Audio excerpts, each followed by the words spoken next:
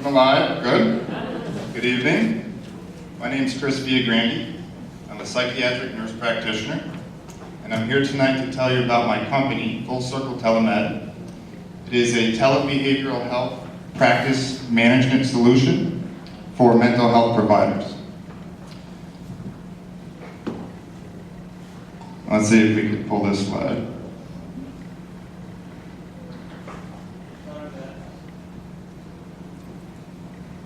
Does this count as my time? Not appropriate ones.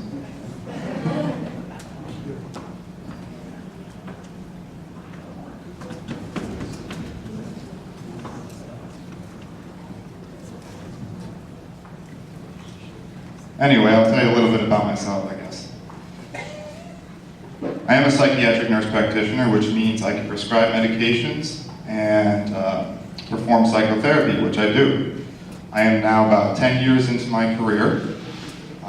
In that time, I have opened, owned, and operated 3 private sector practices, all of which have shown me the same thing over and over again.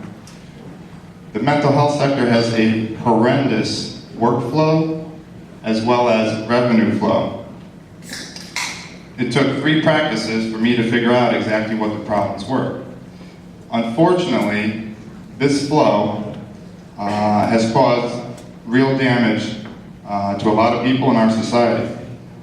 About 26.5 million people cannot access mental health care in the country. This is costing us roughly $450 billion a year in healthcare dollars. So what do we do?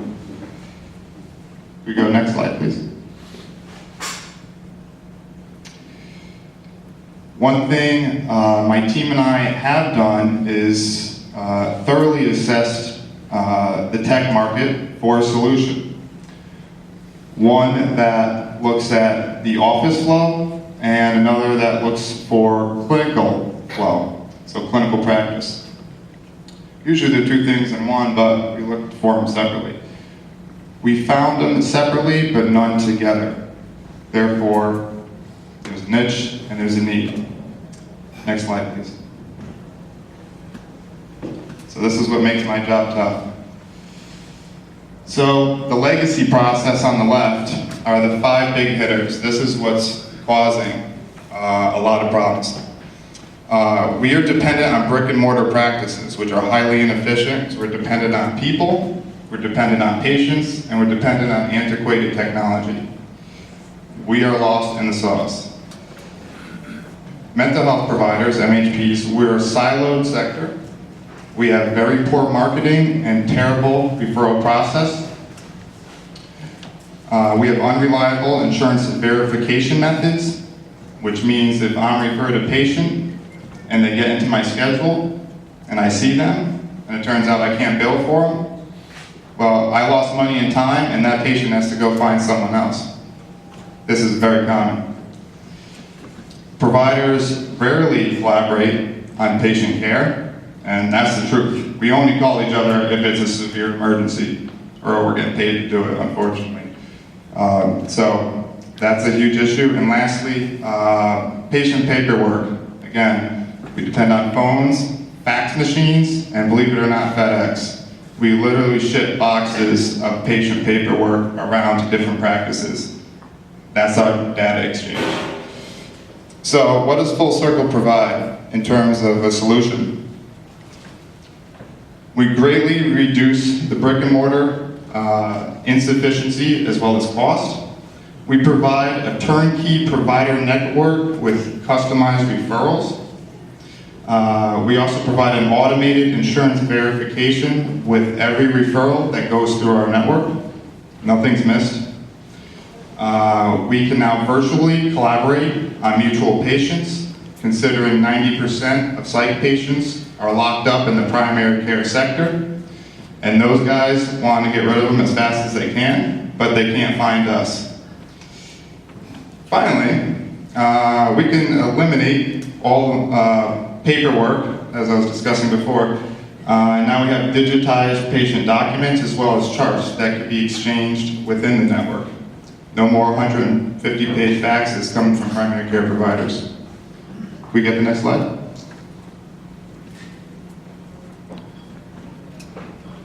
So let's go over these components. What do they actually do for the provider?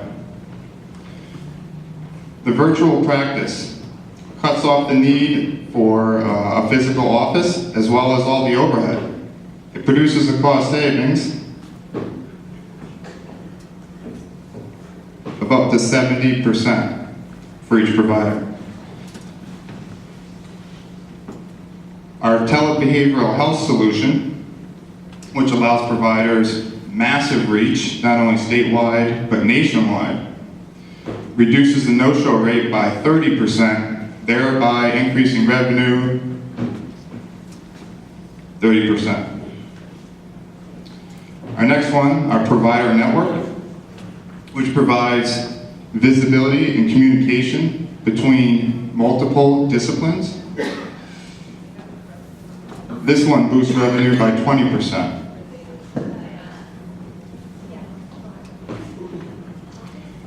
Interdisciplinary and collaborative care. Up until this time, there was no CPT codes. Essentially, you couldn't bill when you collaborated with a provider. You guys spend an hour on the phone talking about a patient?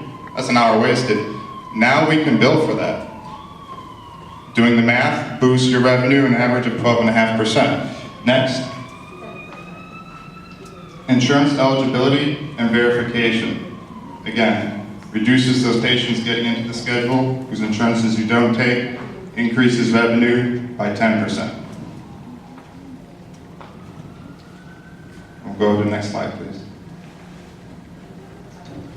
So these are the three pillars that the full Circle TeleMed network truly stands on.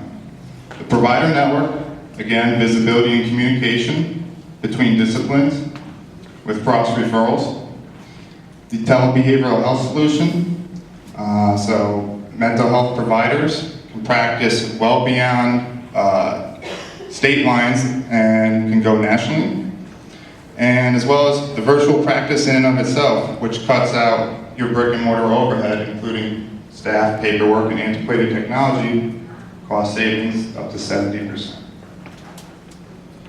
And Frost and Sullivan said this is a market analysis firm. The shortage of mental health professionals, which is depriving many people from treatment, can be overcome by a robust telemental health market. Our ratio is 185 mentally ill Americans to one provider. It's the worst ratio out there for medicine. It's terrible. It's horrendous. Waiting lists are 4 months long. People don't have that time in a crisis. What they're saying is that we got every provider onto one network, we could cover those 26.5 million people who don't get access. We can reduce that $450 billion per year deficit. Now, a lot of this presentation is aimed at numbers. And I did that because I want this solution to be practical and affordable for providers. And then furthermore, the same for patients. It has to be affordable, it has to be practical, it has to be accessible. And providers are resistant to change. But I'm a provider, I am the customer. So this is by design, trial and error. I would like this mental health solution to be in every practice throughout the United States because we can solve this problem. We really can. And for not that much cost at all. We hit the next slide. Oh, cool, that's it. This was much longer until I figured out it was a 5-minute presentation. Yeah, thank you for your attention, and we'll open for questions.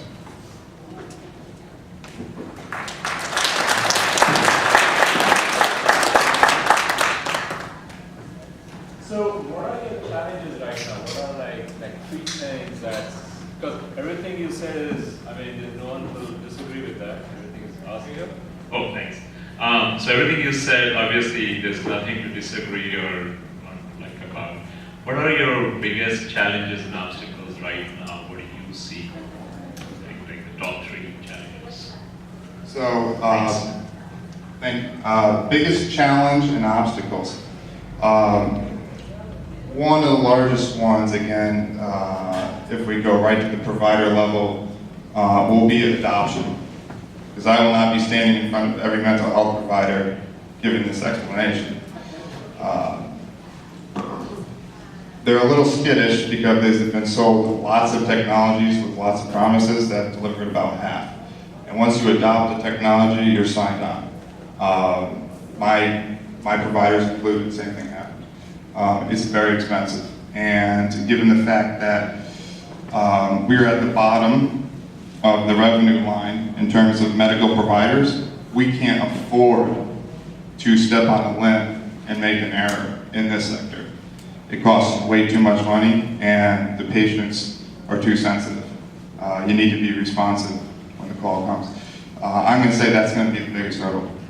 Absolutely, first and foremost. So Chris, you say it's a $450 billion problem. Is that the 26 million people who don't get treatment, they're causing costs of $450 billion? How are they causing those costs? Who's paying those costs? So those costs, good question.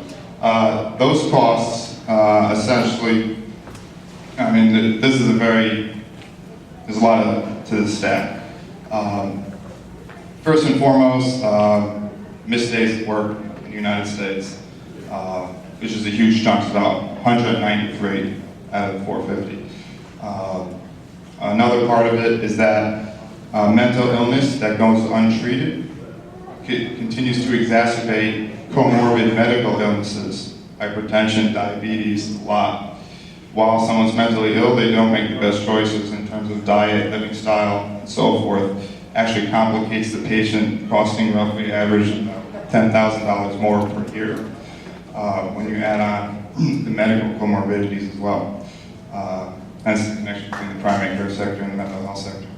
I mean, furthermore, you're looking at emergency room visits for nothing more than a panic attack. That admit costs about $10,000. There's about 34 million of those a year. I mean, the list keeps going on and on and on, but as you can see, the answer is without access, this keeps growing as the population keeps growing and the numbers of providers dwindle. Average age of a psychiatrist in this country is about 55. So where are we going to be in 10 years? Where's our kids going to be in 10 years? It's not going to be very pretty. Yes? Go here. Oh, I'm sorry. Hi. Yeah, clearly you make a very strong case, and this is a solution that can help so many people. But what's to stop Teladoc or one of the other biggies from doing the same thing? What's the unique IP in here?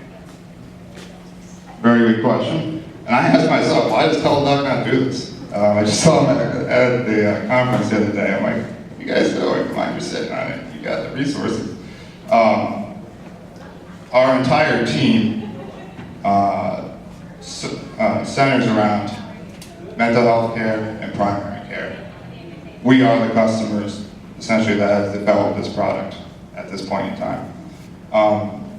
We have the recipe, we have a fantastic R&D team who work with us basically day and night.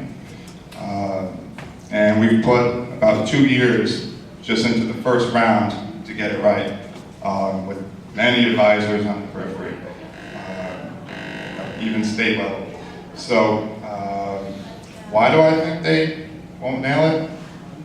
Because it's going to take an army of the same thought process to hit it. They give it a shot.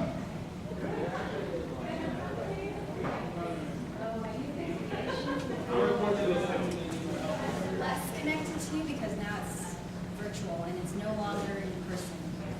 I love this question. It's a good one. It's a good question. It's a good question. Right. So I don't know if I told anyone I'm from New York, and I moved out here beginning of September. I'm currently using my own product to treat my own patients back in New York. At first, there was a lot of apprehension. First, I don't know how I feel about talking to you through a computer, on my phone, so on and so forth. So some great things came into play. Well, I really ramped it up when I got here. I was about 50-50 private pay insurance back in New York. So I had some on platform, some not. What ended up happening is people found out. Thank you, Simon. I'm sorry. People found out they were more comfortable actually talking to me from the comfort of their own home.